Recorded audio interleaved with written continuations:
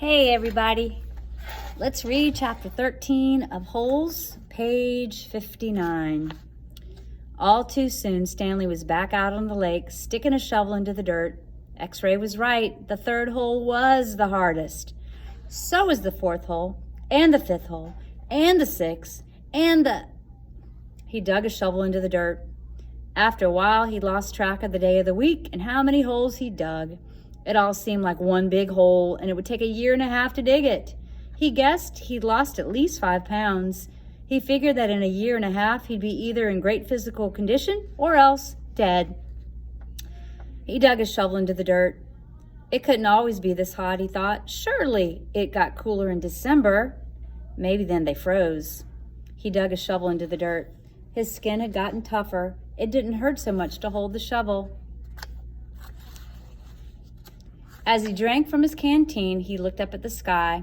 A cloud had appeared earlier in the day. It was the first cloud he could remember seeing since coming to Camp Green Lake. He and the other boys had been watching it all day, hoping it would move in front of the sun. Occasionally it got close, but it was just teasing them. His hole was waist deep. He dug his shovel into the dirt.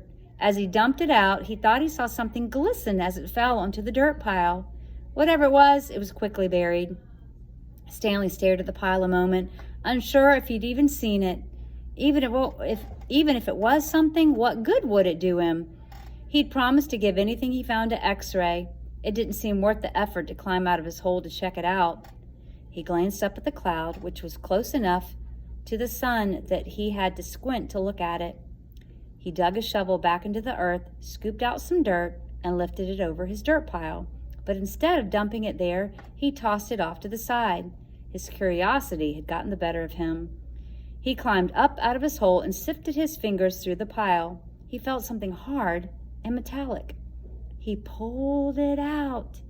It was a gold tube about as long and as wide as the second finger on his right hand. The tube was open at one end and closed at the other.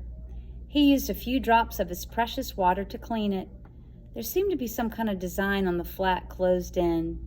He poured a few more drops of water on it and rubbed it on the inside of his pants pocket. He looked again at the design engraved into the flat bottom of the tube.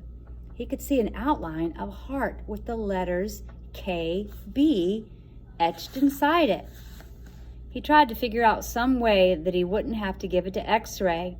He could just keep it, but that wouldn't do him any good. He wanted a day off. He looked at the large piles of dirt near where X-Ray was digging. X-Ray was probably almost finished for the day. Getting the rest of the day off would hardly do him much good.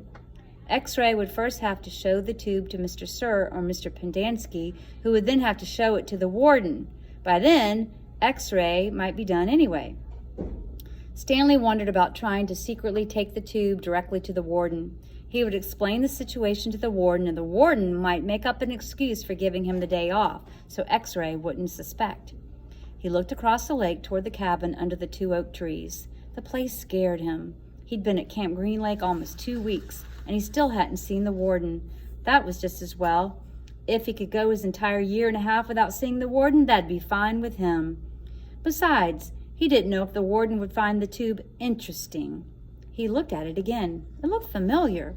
He thought he'd seen something like it somewhere before, but he couldn't quite place it. "What you got there, caveman?" asked Zigzag. Stanley's large hand closed around the tube. "Nothing, just, It was useless. "I think I might have found something." "Another fossil?" "No, I'm not sure what it is." "Let me see," said Zigzag. Instead of showing it to Zigzag, Stanley brought it to X-Ray. Zigzag followed. X-Ray looked at the tube, then rubbed his dirty glasses on his dirty shirt and looked at the tube again. One by one, the other boys dropped their shovels and came to look. "It looks like an old shotgun shell," said Squid. "Yeah, that's probably what it is," said Stanley. He decided not to mention the engraved design. Maybe nobody would notice it. He doubted X-Ray could see it. "No, it's too long and thin to be a shotgun shell," said Magnet. "It's probably just a piece of junk," said Stanley. "Well, I'll show it to Mom," said X-Ray. "See what he thinks. Who knows, maybe I'll get the day off." "Your hole's almost finished," said Stanley. "Yeah, so?" Stanley raised and lowered his shoulder. So why don't you wait until tomorrow to show it to Mom, he suggested. You can pretend you found it first thing in the morning. Then you can get the whole day off instead of just an hour or so this afternoon. X-Ray smiled. Good thinking, caveman. He dropped the tube into his large pocket on the right leg of his dirty orange pants. Stanley returned to his hole. When the water truck came, Stanley started to take the place at the end of the line, but X-Ray told him to get behind Magnet in front of Zero. Stanley moved up one place in line. That is the end of chapter 13. What's going to happen next? We'll find out tomorrow.